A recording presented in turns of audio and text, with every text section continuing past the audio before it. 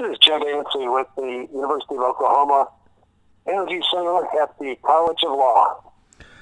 Outstanding, and thank you for joining us today. And of course, Joe Dancy, one of our expert guests that we have here on the program. And, you know, I wanted just to point this out because you're kind of a little bit of a different guest in terms of an expert genre, because, you know, so often we'll have an engineer on, and the engineer can only talk about a certain vertical part of the oil and gas industry, or we'll have on, you know, some sort of manager, and they can only talk about that specific product, and they can't get, or I'm sorry, project, and they can't get into too many other areas. You're one of those guests that can kind of talk about a lot of different things.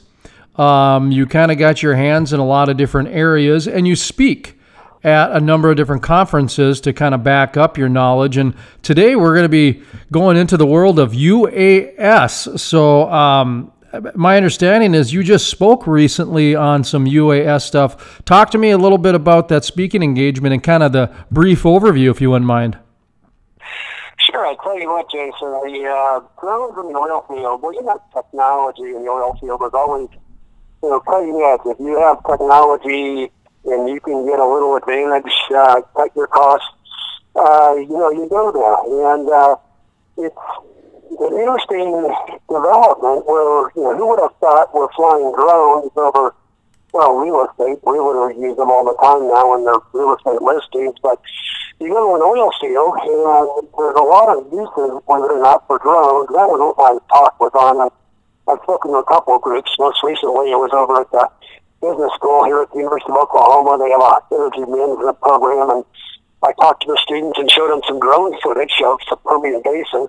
But, you know, as an oil operator, there's a couple of neat things you can do with drones. Number one, before you get on the property, because a lot of times the surface owner, it doesn't matter whether the surface owner is the state, the federal government, you know, the local farmer, your neighbor, the surface owner, a lot of times is in an adversary position potentially with the oil company because of spills, trucks, and everything. And so before you go on, or when you take over operations, for example, of a well, one thing you can do is you can fly over with a drone and take quickly video pictures. And quite frankly, Jason, I was shocked how good of video you can take from a drone at 100 or 200 feet up. And then in the future, if you have a problem, if the surface owner has a problem, or if you're a surface owner and you have a problem with the oil company, you can pull out your drone footage and say, hey, look, this is what it was like, you know, last July. You know, look at it now. You know, you can pretty much designate or feel a pretty good idea of, you know, is the company responsible or is the surface owner responsible? Sometimes the surface owner goes out and damages the property and then, you know, tries to get the oil company to pay for it. And it's an easy way to document the condition of the property and survey your pipelines and survey your electric lines. And the other neat thing, if you're a larger company and have a refinery and you don't want to spend money and put people at risk, you can actually send drones up to do, you know, little close-up inspections of equipment in refineries or flare stacks, or and you don't have to worry about, you know, your employee safety. So it's really neat. You know, I tell you what, North Dakota is on the cutting edge in regulating stuff here. There's at least 6 drone-certified operators in the Oil and Gas Commission or the Natural Resource Commission up there, and they told me what they use it for is mainly to, since last winter, they used it to check on icing conditions in some areas that were relatively remote, and they were concerned about some low streams, some ice blockages of streams that might back up and cause some oil spills, and so they were using their drones over operating areas, you know, mainly in the winter, although they told me, and I can attest to this, you know, if a drone is relatively close to the ground, you can hear it. It sounds like a wave of locust. I mean, it's really irritating, or flies. But, you know, you get it 300 or 400 feet up in the air, and you really can't hear it that well. And if you're a regulator and you think somebody's messing around, like doing something they shouldn't, you can take that drone and fly it over and actually get a pretty good bird's eye view of what's going on and document it in case you have to take them to the administrative court or district court to get some type of order to have them stop what they're doing if they're dumping illegally or whatever. It doesn't happen often. I don't expect. Most quite frankly, North Dakota, from what I've been told, the operators up there are pretty well behaved, and the regulators do a pretty good job watching over them. But you always got every once in a while you get the outcast that think they're going to dump something in the creek and walk away, and this gives the regulators an option to pursue that and get some evidence together to document that. Well, I tell you, North Dakota has been, like you said, on the forefront of a lot of this UAS and drone certification, its regulation.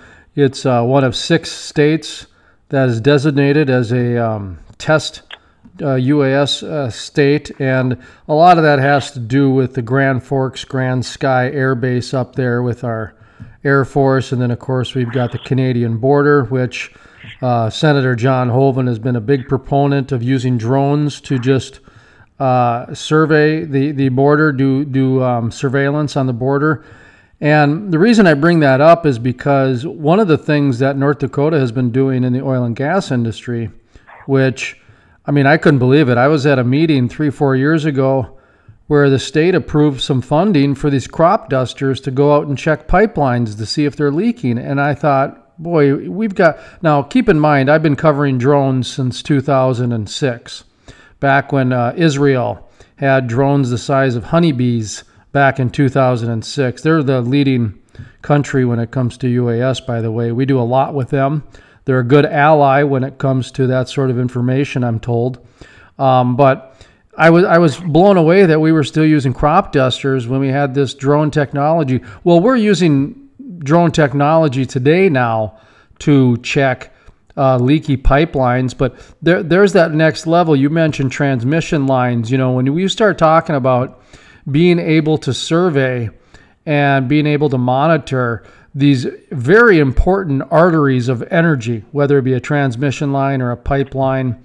I know it takes away a job on one hand, but it also creates a lot of jobs on the other hand, writing those algorithms, etc.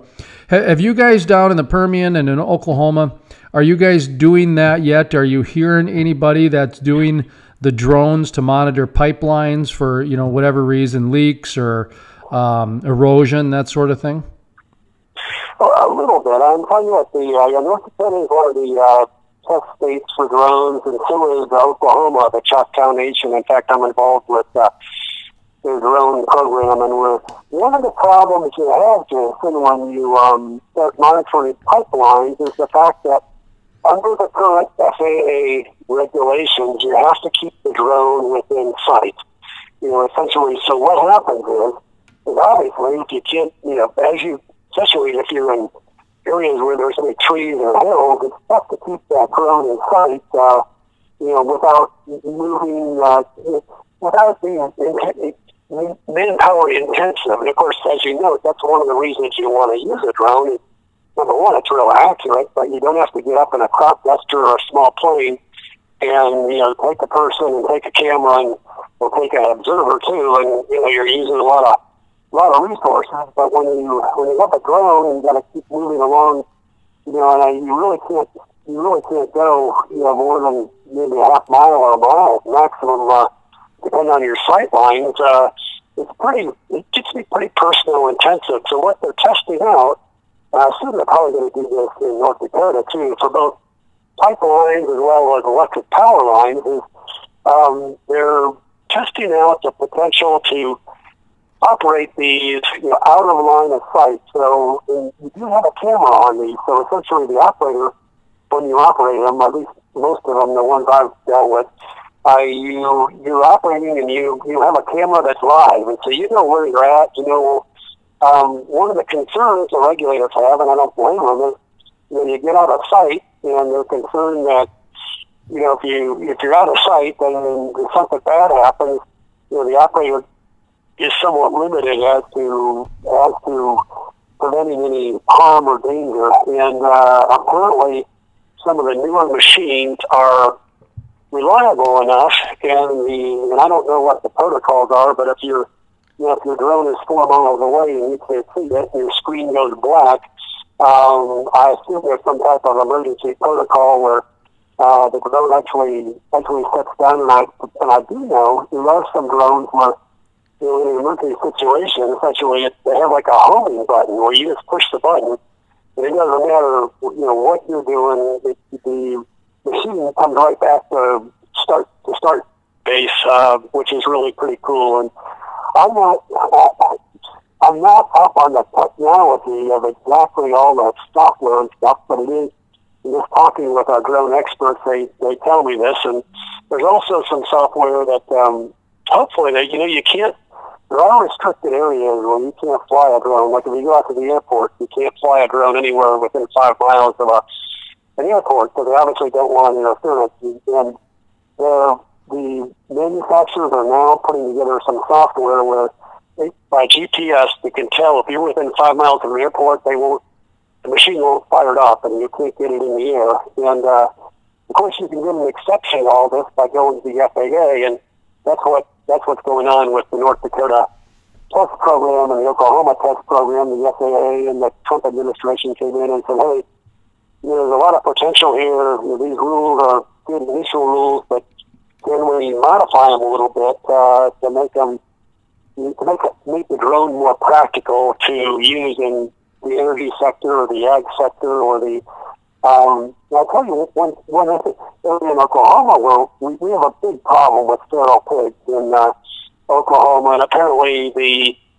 drones have been going out at night, and that's another problem. You are under the rules, you're not supposed to be able to fly at night unless you get an exception, and of course they do for this program. They're going out and they're baiting the feral pig traps at night with using drones, and I'm not quite sure what type of bait you use, but apparently they fly it out and drop it in, and then the next day go back and see if they caught anything. So it's very interesting. Agriculture, real estate, and energy sectors drones have a lot of really interesting niches.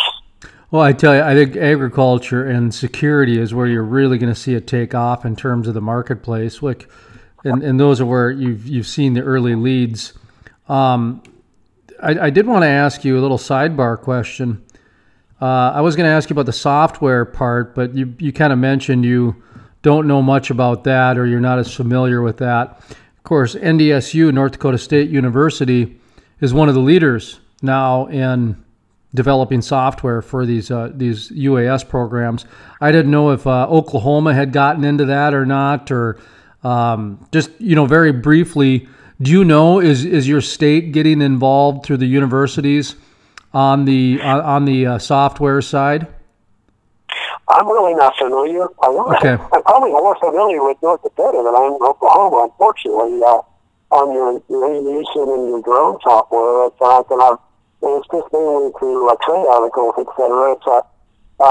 You guys are really cutting edge, which is pretty exciting. Well, of course, if you can find a nice niche like that, you can live anywhere and make a really viable product that can be used nationally or globally. So,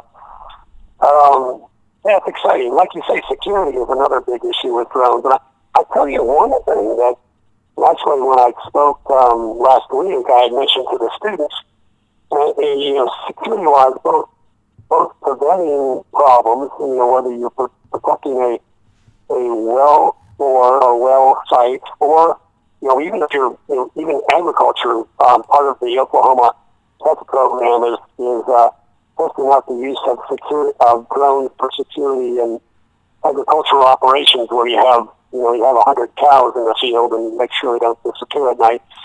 But one of the pressing issues that is going to come up on the other hand with regard to security is that drones are very easy to fly and to operate, and all you need, is someone with a malicious intent, and they can easily, take a drone and they, can fly into somebody's, football stadium, baseball stadium, political rally, etc. And that costs money. you can't get out, your machine gun and start shooting at them because they're tough. They're small and they're tough to hit.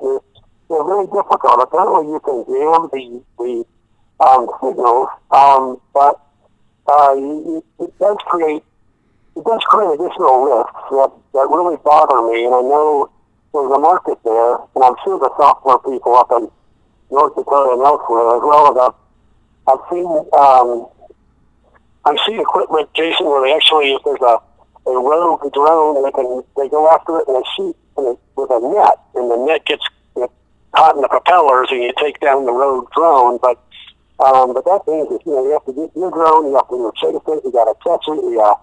So I don't know. It's an interesting, and it's an exciting area. There's a whole bunch of regulations and laws that really haven't caught up with drones. For example, the question is, you guys up there with the radiation, it's pretty much well accepted if you're FAA regulated and you're over 500 feet and I fly over your house and you sue me, it's not a trespass.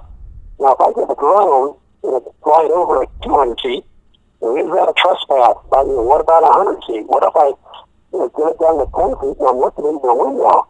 The general concept is that the surface owner owns from the surface to the heavens.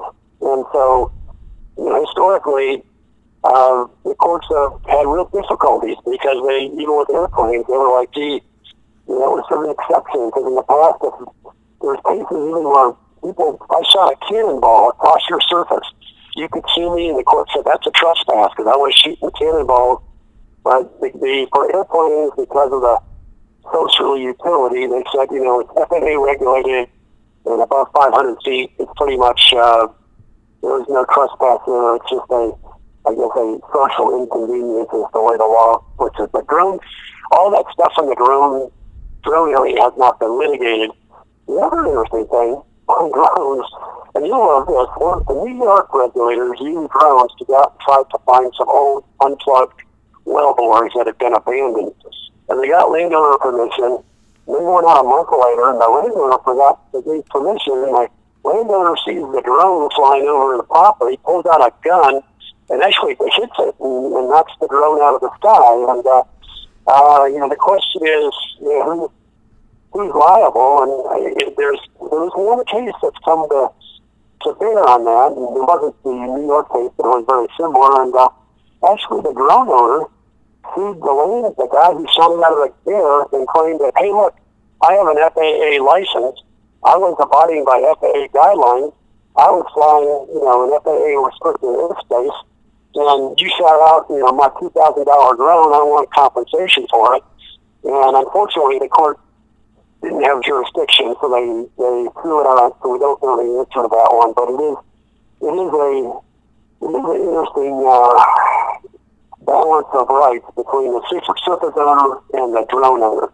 Well, it's a little bit of the Wild West, really. I mean, you're ironing out a lot of these different things. And, I see a day where either airspace is going to have to be defined, air rights, because you bring up a good point as far as, is it 100 feet? Is it 200 feet? Is it 500 feet? Well, we live in a day and age where there's so much now. And air rights and airspace is not a new thing. You get near an airport, and boy, air rights come up a lot. So I see where that could be a national conversation, at least within, the different deals. You got mineral rights, you got surface rights, air rights are not uncommon. And then I was going to ask you this question because, like I said, I've been covering drones since about 2006, 2007. And about 5 years ago, I really started asking guests this question when it came to UAS, more or less because I do think there needs to be a conversation about this, which is, if you're going to operate a drone, should you have to take some sort of licensing test that not only demonstrates that you know how to operate a drone, but also you understand the social implications behind it? Does that make sense? Yeah, it does. That's an excellent question. I tell you what, under the FAA regulations that they just issued, if it's a commercial operation, you're required to get a drone license, and it requires you to be at least 16 years of age. You have to pass a TSA security clearance. You have to speak right and be able to interpret English, really well. That being said, in my trips out to the oil field, talking to the oil companies, that they get all excited and they go, "Oh yeah, we've got a drone and we're operating, we're taking pictures." And then I ask them, "Are you licensed?" And "Oh no, we don't. We're not doing commercial activities." Because if you're just a hobbyist, the way the regulations, if you and I just go out for the fun of it and fly, you don't need a license. You don't have to take the test. But if it's commercial, and of course we tell these companies, if you're working for a company and you're taking these for corporate purposes, it's the definition is a little bit not as clear as it should be. But I think I pretty much, and others have told me, it's pretty much, if you're an oil company or any type of company, you need to get your license. There's nothing else, Jason. If you had an accident and you didn't have a license, it's sort of like having a car and you're having an accident and don't have a license. I mean, the first thing you're going to say is, guys, negligence. He didn't take the license. He didn't know the basic rules of the road. Because there are rules of the road. You are under an obligation to avoid, air traffic. Number one. Number two, you're required to keep your if you can only operate during daylight hours, you have to keep the machine under 400 feet above if you go over a 10-story building, it has to be 400 feet above the 10-story building, but once you get back to flat ground, it has to be 400 feet. Without an exception, you can ask for exceptions, and they're commonly granted. You have to be more than 5 miles from the airport, and so, and again, from what I've been told, and of course, we've asked for exceptions for some of our, and being a university, I don't know whether the FAA is more lenient with us or not, but if I was just an individual writing in and wanted to play at twilight to take pictures of the sunset or something, I'm not quite sure. I think they'll probably all be granted equally, but I'm not quite sure how the FAA decides whether to grant those exceptions or not. But you're exactly right. As far as the social impact, they really don't. They test you on your basic knowledge. It's almost like getting a airline pilot's license. You have a ground test. One thing they don't have, though, unlike a pilot's license, I remember I got a pilot's license when I worked up in Wyoming years ago, and I took the test, and then I had to go you have to take the instructor out, and he has to evaluate how well you operate the airplane. There is no flight test on the drone, so it's just a written test, and it's mainly on just basic air navigation issues, especially with regard to airspace. Just knowing, for example, you can't fly a drone over the White House. I mean, it's pretty obvious because there's restricted airspace. You can't fly a drone over a military installation. You can't, when you're near an airport, you're limited or can't fly at all. So there's stuff like just basic stuff like that, and they have review courses to get your drone license. I was gonna, just for the heck of it, I think it's only $100 or $200. I thought it would be interesting just to take the test and see if I could pass it, just based on, I'd probably study for 3 or 4 hours and get some review materials. But I haven't done that. One of my colleagues is actually in all my drone work. My colleague, I put together the expedition, and he's the pilot. He has the license, he has the machine, he knows he does the filming. And I tell you what, you get on the film. The other thing is you take a 30-minute battery life machine, and you got to take 30 minutes worth of film. You got a lot of film. There's no way, if you want to use it, you got to sit there and edit it down, which is no big deal. But it is a big deal unless if you're competent with software, it's no big deal. But if you're not, if you think like me when it comes to editing software and splicing stuff back together, it takes forever. So anyway, that's sort of how we work at OU anyway. That's the advice I give people when it comes to the world of marketing and advertising and all that other stuff. Oh, you're going to do video? Okay, well, you're going to need an extra employee. And they say, what do you mean? I'm like, have you ever done video? Because it is a tedious thing. I mean, it's great. You got all this video footage, but somebody needs to go through it. Somebody needs to edit it. So, I mean, that takes time, and someone's got to do it. Anyway.